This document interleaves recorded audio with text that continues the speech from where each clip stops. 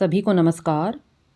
तो चलिए आज के वीडियो में मैं आपको बताऊंगी कि पोषण ट्रैकर के नए अपडेट में आप अपने लाभार्थियों को टीएचआर कैसे देंगे और इस बार टीएचआर देने में बहुत ही महत्वपूर्ण बदलाव हुए हैं जिसकी जानकारी मैं आपको आगे वीडियो में दूंगी।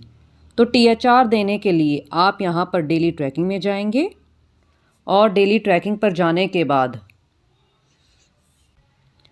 आप यहाँ पर टीएचआर एससीएम पर जाएंगे और आप जिस भी कैटेगरी के लाभार्थी को टीएचआर देना चाहते हैं आप उस पर जाएंगे।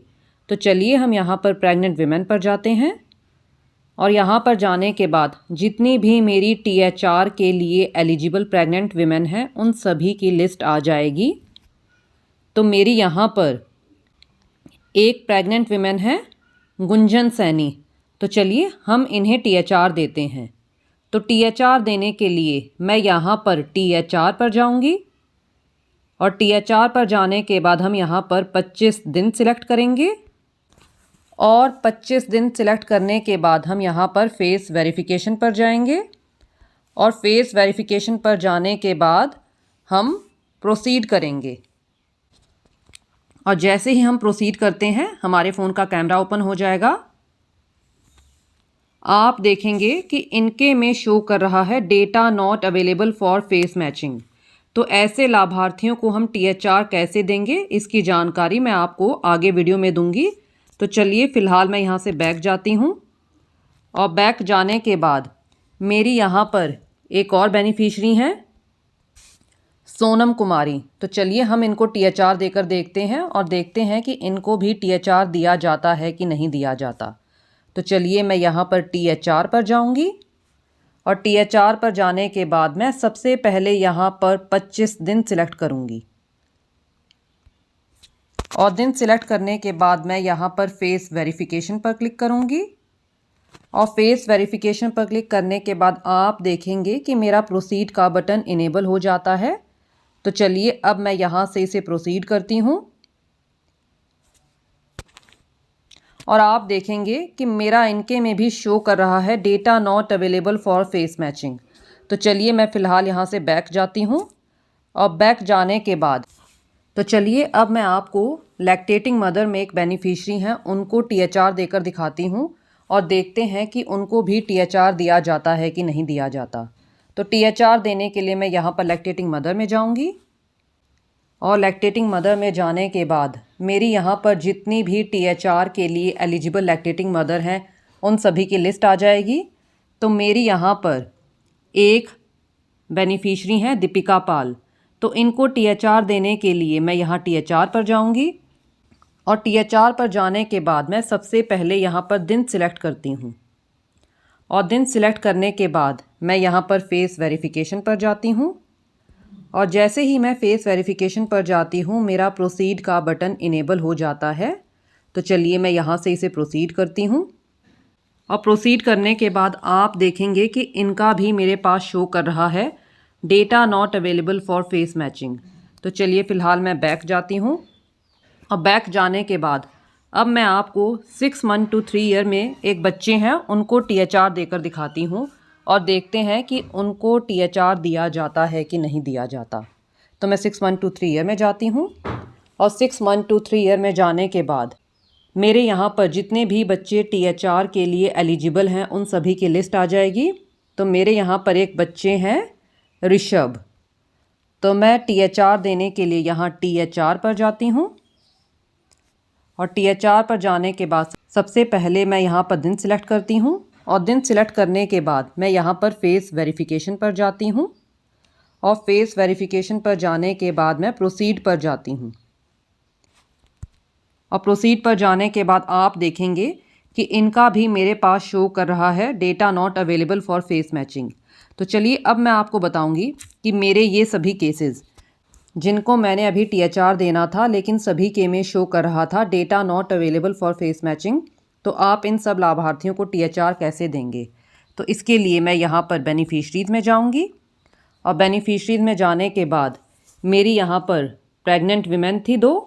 तो मैं यहाँ पर प्रेग्नेंट विमेन पर जाऊँगी और प्रेग्नेंट विमेन पर जाने के बाद मेरी यहाँ पर जितनी भी रजिस्टर्ड प्रेग्नेंट विमेन हैं उन सभी की लिस्ट आ जाएगी। तो चलिए, मेरी यहाँ पर एक प्रेग्नेंट विमेन थी गुंजन सैनी, मुझे इन्हें THR देना था लेकिन दिया नहीं गया था। मैं यहाँ पर प्रोफाइल पर जाऊँगी और यहाँ पर जाने के बाद मैं यहाँ पर रीकैप्चर फेस पर जाकर इनका फेस एक बार दोबारा से रीकैप्चर करूँगी। और आप ध्यान दें, आप केवल यहाँ से एक ही बार रीकैप्चर फेस कर सकते हैं। यदि आप दूसरी बार यहाँ से रीकैप्चर फेस करेंगे तो आप नहीं कर पाएंगे, उस टाइम ये बटन डिसेबल हो गया होगा। तो चलिए, मैं यहाँ पर रीकैप्चर फेस पर जाती हूँ और रीकैप्चर फेस पर जाने के बाद मैं यहाँ से इसे एक्सेप्ट करती हूँ और एक्सेप्ट करने के बाद मैं यहाँ से कैप्चर फेस करती हूँ। तो चलिए, मैं कैप्चर फेस पर जाती हूँ और कैप्चर फेस पर जाने के बाद मेरे फ़ोन का कैमरा ओपन हो जाएगा। तो चलिए, मैं इनकी फ़ोटो लेती हूँ। आप फ़ोटो बिल्कुल ध्यान से लें। अभी इमेज की प्रोसेसिंग चल रही है और हम देखते हैं कि इनकी इमेज वेरीफाई होती है कि नहीं होती। यदि आप फ़ोटो दोबारा से लेना चाहते हैं तो आप रीकैप्चर फेस करें। मुझे ये फ़ोटो सही लग रही है तो मैं इसे वेरीफाई फ़ोटो करती हूँ और वेरीफाई फ़ोटो करने के बाद फ़ोटो को eKYC डेटाबेस से मैच किया जाएगा और इसमें लगभग 15 सेकंड का टाइम लगता है। आप देखेंगे कि मेरे पास यहाँ पर मैसेज आ गया है, your request has been successfully submitted, please check status after some time. तो चलिए, मैं यहाँ से बैक जाती हूँ और बैक जाने के बाद इसी तरह मेरी प्रेग्नेंट में एक और महिला थी सोनम, उनका भी THR नहीं दिया गया था। मैं यहाँ पर प्रोफाइल पर जाती हूँ और प्रोफाइल पर जाने के बाद मैं यहाँ पर रीकैप्चर फेस पर जाती हूँ। हम यहाँ से इसे एक्सेप्ट करते हैं और एक्सेप्ट करने के बाद मैं यहाँ पर कैप्चर फेस पर जाऊँगी। तो चलिए, मैं कैप्चर फेस पर जाती हूँ और कैप्चर फेस पर जाने के बाद हम इनका फेस कैप्चर करते हैं। और आप फेस कैप्चर करते टाइम ध्यान दें कि बैकग्राउंड प्लेन होना चाहिए, आइज़ ब्लिंक करवाएं और फेस स्ट्रेट हो। तो अब हम इसे वेरीफाई करते हैं। वेरीफाई फ़ोटो पर जाते हैं और वेरीफाई फ़ोटो पर जाने के बाद हम देखते हैं कि हमारी फ़ोटो को eKYC डेटाबेस से मैच किया जाएगा और हम देखते हैं कि इनकी फ़ोटो वेरीफाई होती है कि नहीं होती। तो आप देखेंगे कि इनके में भी मेरा शो कर दिया है, your request has been successfully submitted, please check status after some time. मैं एक बार फिर से वेरीफाई फ़ोटो पर गई और आप देखेंगे कि फिर से यही शो किया। तो चलिए, मैं यहाँ से बैक जाती हूँ और बैक जाने के बाद मेरी लैक्टेटिंग मदर में भी एक महिला थी जिन्हें THR देने में समस्या आ रही थी। तो चलिए, मैं लैक्टेटिंग मदर पर गई और लैक्टेटिंग मदर में जाने के बाद मेरी जितनी भी रजिस्टर्ड लैक्टेटिंग मदर हैं उन सभी की लिस्ट आ जाएगी और आप देखेंगे कि मेरी यहाँ पर ये लैक्टेटिंग मदर में दीपिका पाल थी, इनको भी THR नहीं दिया जा रहा था। तो इसके लिए मैं यहाँ पर प्रोफाइल पर जाऊँगी और प्रोफाइल पर जाने के बाद मैं रीकैप्चर फेस पर जाऊँगी और रीकैप्चर फेस पर जाने के बाद हम यहाँ से इसे एक्सेप्ट करेंगे और एक्सेप्ट करने के बाद हम कैप्चर फेस करते हैं और कैप्चर फेस करने के बाद मेरे फ़ोन का कैमरा ओपन हो जाता है। तो चलिए, हम इनका फेस कैप्चर करते हैं और देखते हैं कि इनका फेस कैप्चर होता है कि नहीं, यानी कि फेस वेरीफाई होता है कि नहीं। तो आप देखेंगे कि यहाँ पर मैंने फ़ोटो कैप्चर कर ली है। यदि आप फ़ोटो दोबारा से लेना चाहते हैं तो आप रीकैप्चर फ़ोटो पर जाएं, वरना आप यहाँ से इसे वेरीफाई फ़ोटो कर दें। तो चलिए, मैंने वेरीफाई फ़ोटो कर दिया और वेरीफाई फ़ोटो करने के बाद आप देखेंगे कि हमारी फ़ोटो को eKYC डेटाबेस से मैच किया जाएगा और हम देखते हैं कि इनका फेस वेरिफिकेशन सक्सेसफुल होता है कि नहीं होता।